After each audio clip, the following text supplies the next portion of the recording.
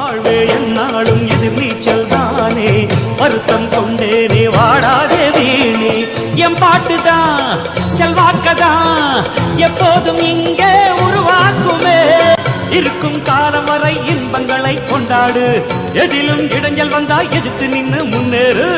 வாலிபம் என்பதே இன்பமாய் வாழவு. போடு போடு தாளம் போடு ததிக்கின்ற தக்கதி. சிரிச்சா என்னை விட நல்ல சிநேகிதனும் இல்ல, முறைச்சா என்னை விட மோசமான எதிரியும். இவன் அடங்கி போய் நான் பார்த்ததே இல்லம்மா. நீங்க நினைக்கிற மாதிரி இவன் பொறுப்பானவன் இல்லம்மா. நம்பர் 1 பொறுக்கி பையன்.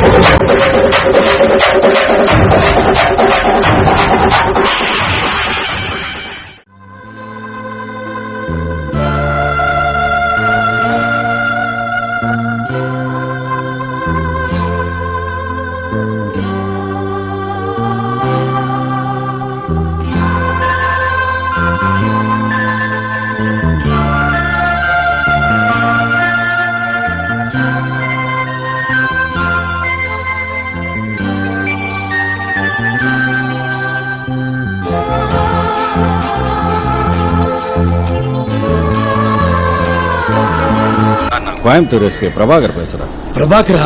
சிஎம் ஃபங்க்ஷன்ல மீட் பண்ணோம் சார். சொல்லுங்க மிஸ்டர் பிரபாகர். சார் இங்க 2 சஸ்பெக்ட்ஸ் பிடிச்சிருக்கோம்.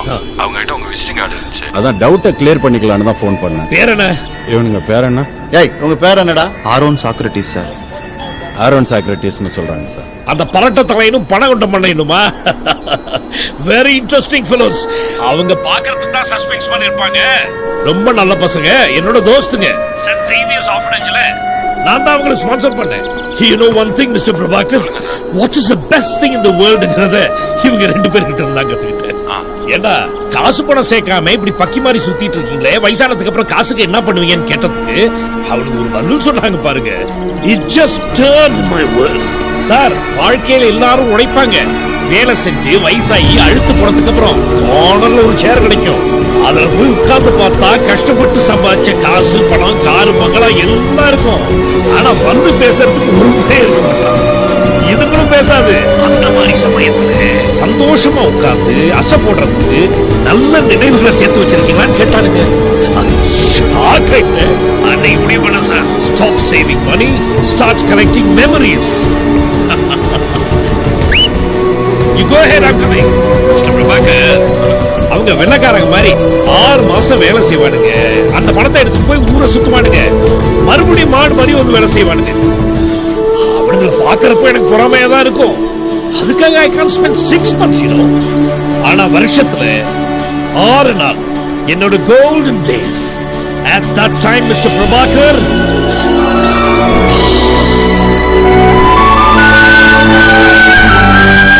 I take good breath, free from carbon monoxide, no more concrete jungles, only green pastures. நான் சொல்றேன் தப்பா எடுத்துக்காதீங்க. அப்பப்ப என்ன மாதிரி கொஞ்சம் பிரேக் எடுத்துங்க.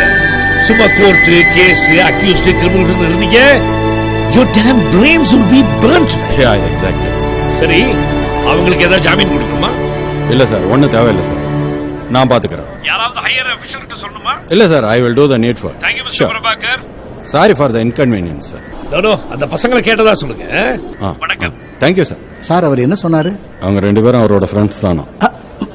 ஏமனே, சாதாரண டூரிஸ்ட் 2 பேரை அழைச்சிட்டு வந்து டெரரிஸ்ட்னு சொல்லி என் டைம் வேஸ்ட் பண்ணிட்டீங்களா? சார் இவங்க அவர்கிட்ட வேலை செஞ்சதுனால அவர் நல்ல விதமா சொல்லலாம். ஐயாவே வந்துட்டாரு.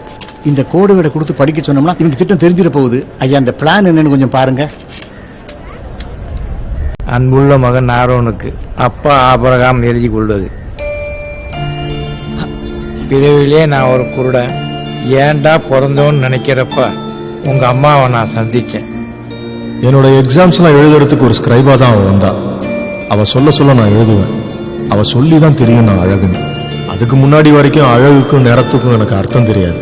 திடீர்னு ஒரு நாள் என்ன பிடிச்சிருக்குன்னு சொல்லிட்டா. மனசுக்குள்ள அப்படி ஒரு வெளிச்சத்தையும் வான வெடிக்கையும் அன்னைக்குதான் நான் பார்த்தேன். அந்த பரவசத்தை சொல்றதுக்கு எனக்கு வார்த்தையே இல்லடா. குருடனுக்கு நிறங்களை பாக்குற சக்தியை காதலால மட்டும்தான் கொடுக்க முடியும்னு அன்னைக்கு நான் தெரிஞ்சுக்கிட்டேன். அதுக்கப்புறம் எங்க 2 பேருக்கு கல்யாணம் நடந்துச்சு. நீ பிறந்த, உங்க அம்மா இறந்தா, உனக்கு அழகா 2 கண்ணு இருக்கு, அதால பார்க்கவும் முடியும்னு சொன்னாங்க. அதை கேட்டப்ப எனக்குள்ள அப்படி ஒரு சந்தோஷம் தான். என்னால கஷ்டப்பட்டு வளர்த்துற முடியும். பதிலுக்கு நீ எனக்கு கண்ணா இருக்கணும்னு நினைப்பேன். என்னால உனக்கு எந்த வேதனையும் வந்துடக்கூடாதுன்னு தான் உன்னை இந்த அனாதை விடத்தில் இறக்கி வைக்கிறேன். இல்லை யாரும் நான் ரசிக்காத இந்த உலகத்தை நீ ரசிக்கணும்டா. நான் பார்க்காத இந்த உலகத்தை நீ பார்க்கணும்டா. சும்மா இந்த உலகத்தை மாதிரி பணம் பணம் கூட நான் வாழ்ந்துடான். ஏதோ பணம் சம்பாதிக்கிற மிஷினா இந்த பூமியில இருந்துட்டு போயிடாது. இல்லை யாரும் ஒரு தடவை தான் பிறக்கிறான். முடிஞ்ச அந்த உலகத்தை சுத்தி பார்த்துட்டு வசதி இல்லையா பிறந்த மண்ணையாவது முழுசா ரசிச்சு பார்த்துட்டு போயிடும். எல்லாத்தையும் விட நான் சொன்னல இந்த வெளிச்சம் அதை எப்படியாவது பார்த்துடலாம். அந்த அதிசயத்தை அனுபவிச்சே தெரியும்டா. இந்த லெட்டரை இந்த தாத்தனோட பரிசா உன் பையன்கிட்ட கொடுத்துரு. தாத்தனோட பரிசா? இப்படிக்கு உன் பிரியமுள்ள அப்பா ஆபிரகாம். தாலிபான் திட்டமில்ல நினைச்சேன். ஆரோன் இருக்காப்புல? இருக்காப்புல ஐயா. வா சொல்லுங்க ஐயா. யார் ஆரோனா? ஆமா. எங்க பாரியா, உங்க அப்பன் சொன்ன வெளிச்சத்தை பார்த்தோம் சரியா? இதை உன் பையன்கிட்ட கொடுத்துரு. ஐயா இந்தாங்க ஸ்டிக். மகேந்திரன் ஐயா கூட்டு செல்வி, நானும் கல்யாணத்துக்கு வரேன்னு சொல்லிடு. ஒரு நிமிஷம். இவங்க 2 பேர்ட்டையும் டீட்டெயில் வாங்கிட்டு அனுப்பிச்சேன் சார். Enjoy your journey. சரி சொல்லுமா. அது ஏய் டூரிஸ்டுங்களா வாங்க. இருதராஜ் அந்த கம்ப்ளைண்ட் நோட் எடுங்க சார். அட பாலிஸ் தம்பியா சார். வெயிட் பண்ணு, இன்னைக்கு போட்டுருவோம். Okay sir. உன் பேர் என்னடா சொன்ன? அருணா? Aaron sir. எழுதிக்கியா? அப்பா பேரு? சாக்ரட்டிஸ். உன் பேரு என்னடா? Socrates sir. அப்போ உன் அப்பன் பேரு ஆரோனா? ஆமா சார். என்ன குசும்பு பண்றீங்களா? இல்ல சார், என் பேரோட முதல் எழுத்து அவனுக்கு இனிசியலாகவும் அவன் பேரோட முதல் எழுத்து எனக்கு இனிசியலாகவும் வச்சுக்கிட்டோம் சார். 2 பேரும் அனாதை பசங்களாடா? ஆமா சார். காரணமே இல்லாம பிறந்த பசங்க சார். இருதராஜ் சார் சார் என்ன காரணத்துக்கு பிறந்தாரு கொஞ்சம் கேட்டு சொல்லுங்க. சும்மா யோ என்னையா சொல்றான் அவன்? ஏட்டையா எதுக்கு பிறந்திருக்காருன்னு கேட்டு சொல்றான் சார். அவனா என்னடா கேட்டு சொல்லுன்ற? எதா இருந்தாலும் இங்க நேரா கேள்றா. சார் நீங்க என்ன காரணத்துக்கு பிறந்திருக்கீங்க சார்? எங்களுக்கு குடும்பம், குட்டி, கல்யாணம் காட்சின்னு 1008 கமிட்மெண்ட் இருக்குடா. உங்கள மாதிரி லட்சியமே இல்லாம ஊர் சுத்திட்டு இருக்க மொட்டை பசங்களாடா நாங்க. லட்சியம்னா என்ன சார்? லட்சியம்னா தாமஸ் ஆல்வா எடிசன், ஒரு ஐசக் நியூட்டன், ஏன் அப்துல் கலாம் மாதிரி வரணும்டா. அவங்கள மாதிரி நாங்க ஏன் சார் வரணும்? நாமளா இருந்துட்டு போமே சார். Point sir. என்ன பாயிண்ட்? ஆமா சார், ஆண்டவன் எல்லாருக்குமே ஒரு கொஸ்டின் பேப்பர் கொடுத்துருக்கான். அதுக்கு நம்ம பதில் எழுதினாலே போதும். தேவையில்லாம அடுத்தவங்க கொஸ்டின் பேப்பருக்கு பதில் எழுதணும்னு வச்சுங்க, ஃபெயில் ஆகி போய் தான் சார் நிப்போம். முதல்ல நாம யாருன்னு தெரிஞ்சுக்கணும் சார். இது தெரிஞ்சுக்காம நாட்டுல பல பேரு அடுத்தவங்க மாதிரி வரணும்னு ஆசைப்பட்டு நடு தெருல நாரி போய் தீர்றாங்க சார். Fact sir. என்னையா ஃபேக்ட்? அப்படின்னா மனுஷனுக்கு லட்சியமே இருக்கக்கூடாதுன்றியா? லட்சியமா சார்? பூமி சூடாயிட்டு இருக்கிற விஷயம் உங்களுக்கு தெரியாதா? பூமி சூடாயிட்டு இருக்கா? என்னடா உளர்ற? ஆமா சார். எப்ப எங்க குண்டு வெடிக்கும், எப்ப பூமி 2ஆ பொளக்கும், எப்ப வானத்துல இருந்து என்ன கொட்டுன்னு தெரியாம உலகமே பதறி தெரியுது சார். பதறி தெரியுதா? இன்னொரு பக்கம் கோடிக்கணக்கான மக்கள் ஒரு வேளை சாப்பாட்டுக்கு வழி இல்லாம அலைஞ்சுக்கிட்டு இருக்காங்க. இதுக்கு ஊடால எவன் சார் லட்சியத்தை பத்தி யோசிப்பான்? தாண்டி யோசிக்கிறானே. இந்த சூழல்ல இருக்காது கருத்து சொன்னீங்க கடுப்பாயிடுவானுங்க சார்.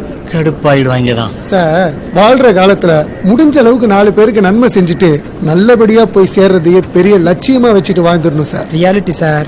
என்ன ரியாலிட்டி? இவனுக்கு வாழ்க்கை எதை நோக்கியா போய்கிட்டு இருக்கு? எதையோ நோக்கி ஏன் சார் நம்ம வாழ்க்கை போனோம்? அது எப்படி நம்மள நகர்த்திட்டு போதோ அதுக்கேத்த மாதிரி சந்தோஷமா நாம நகர்ந்து போயிடணும் sir. Nature of law sir. என்னையா லாலுன்னு அவங்களை ஏத்தி விட்டுட்டு இருக்க?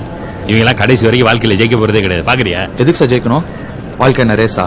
இல்ல நாமெல்லாம் என்ன குதிரைங்களா? பெருசா சம்பாதிக்கணும், பெரிய மனுஷன் ஆகணும், நான் பிறந்து இங்க விழுறோம். என்ன பொறப்புன்றது ஒரு மிகப்பெரிய அதிசயம் சார். அது உங்களுக்கும் எனக்கும் கிடைச்சிருக்கு. அது நேர்மையா வாழணும், அற்புதமா ரசிக்கணும் சார். நேர்மையெல்லாம் சரிதான்ப்பா, பணம் இல்லாம எப்படி வாழ்றது? பணம் வேணும் தான் சார். ஏதோ வாழ்றதுக்காக சம்பாதிக்கலாம், ஆனா சம்பாதிச்சுக்கிட்டே இருக்கிறதுக்காக வாழ்ந்துடக்கூடாது சார். என்னையா போட்டு உழப்புறாங்க? சுத்த பைத்தியக்கார பசங்க சார். கொஞ்ச நாள்ல எல்லாம் முத்தி மென்டல் ஹாஸ்பிட்டல்ல கிடப்பாங்க பாருங்க. பைத்தியக்காரங்க தான் சார். ஏன்னா அவங்க தான் பணம், பதவி, பொண்ணு, பொருள் எது மேலேயும் ஆசை வைக்காம, அடுத்தவனை பார்த்து பொறாமப்படாம, யார் வாழ்க்கையும் கெடுக்காம, எப்பெல்லாம் தோணுதோ அப்பெல்லாம் கெக்க பெக்கன்னு மனசு விட்டு சிரிச்சுக்கிட்டு ஜாலியா தெரிஞ்சிட்டு இருப்பாங்க சார். அவங்கள மாதிரி தான் சார் நாங்களும் தெரிஞ்சிட்டு இருக்கோம். ஆனா நீங்களும் பெரிய புத்திசாலிங்க சார். அடுத்து 20 வருஷம் கழிச்சு எப்படிலாம் செட்டில் ஆக போறோம்னு மண்டைய போட்டு கசக்கி யோசிச்சு உழைச்சு உளுத்து போய் நொந்து நூடுல்ஸ் ஆகி பிபி, சுகர், கொலஸ்ட்ரால்லாம் ஏறி போய் எதுக்கு சேர்த்து வைக்கிறோம்னே தெரியாம சேர்த்து வச்சுட்டு யாருக்குமே பிரயோஜனப்படாம அபிட் ஆயிடுவீங்களா சார்? அபிட் ஆயிடுவோமா? Forecast brain sir. யோ இவங்க பேசுற பாயிண்ட் கரெக்டா தான் இருக்கு தம்பிகளா. இன்னொரு 10 நிமிஷம் உங்க பேச்ச கேட்டேன்னா என் யூனிஃபார்மை கழட்டி வச்சுட்டு உங்க பின்னாலே வந்துருவேன். என்ன ஃபேமிலின்னு ஆயிடுச்சு. அதுகளுக்கு ஒரு செட்டில்மெண்ட்